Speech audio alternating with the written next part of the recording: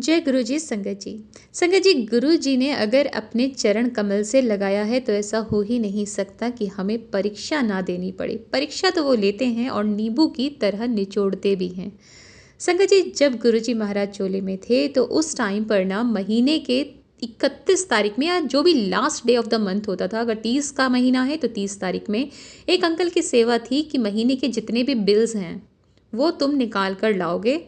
चाहे वो बिजली का बिल है, ग्रॉसरी राशन कितना वहाँ पर आता था जिसे हम बनिए का बिल कहते हैं, वो बिल, सारे बिल्स इकट्ठा वो करते थे last day of the month में, और उसके बाद उनका टोटल किया जाता था। अगली सुबह 1 तारीख को शार्प महाराज के आगे वो बिल्स रखे जाते थे, उनका टोटल बताया जाता था और गुरुजी महाराज उन अंकल से ही पूछा करते थे कि बैंक से कितने पैसे निकालने हैं। क्योंकि अंकल की हैंडराइटिंग बहुत साफ थी तो महाराज उन्हीं से ही चेक भरवाया करते थे। संगत जी, यहाँ पर बात नोटिस करने वाली ये है कि महाराज बहुत डिसिप्लिन रहे हमेशा, और अपनी संगत से भी यही आज भी चाहते हैं कि हम अनुशासन में रहें, डिसिप्लिन में रहें। हर चीज़ उन्हें समय पर चाहिए होती, उनका हुक्म में कोई इफ्स एंड बट्स की गुंजाइश नहीं होती। महाराज ने जो कह दिया मतलब कह दिया। तो संगत जी, ऐसे ही हर महीने की 1 तारीख में सारे बिल्स गुरु जी के सामने रखे जाते, टोटल किया जाता, जो भी अमाउंट आता वो पैसे अकाउंट से निकाले जाते और महाराज के सामने रख दिए जाते।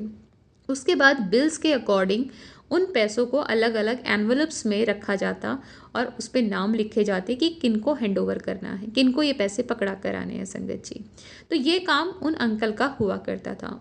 बहुत टाइम से वो ये काम कर रहे थे तो गलती की गुंजाइश होती ही नहीं थी, पर महाराज परीक्षा ना लें ऐसा तो हो ही नहीं सकता। तो एक बार क्या होता है कि पैसे निकाले जाते हैं और हिसाब करने के बाद, सबकी पेमेंट करने के बाद 3-4 हज़ार रुपये एक्स्ट्रा निकलते हैं और अंकल कहते हैं महाराज ये 3-4 हज़ार रुपये बच गए हैं। महाराज ने अंकल से कहा ये तू अपने पास रख ले।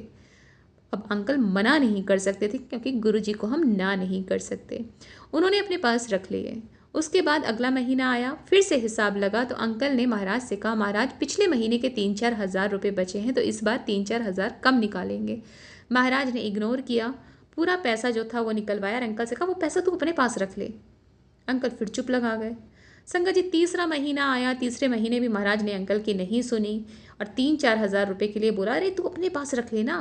अब क्या होता है संगत जी, करते करते ना 4-6 महीने निकल जाते हैं। उसके बाद जब महाराज परीक्षा ले चुके हैं, सेटिस्फाइड हो चुके हैं कि मेरा भक्त ईमानदार है, क्योंकि संगत जी ये बात उस टाइम की है जब उस 3-4 हज़ार रुपये की बहुत कीमत हुआ करती थी।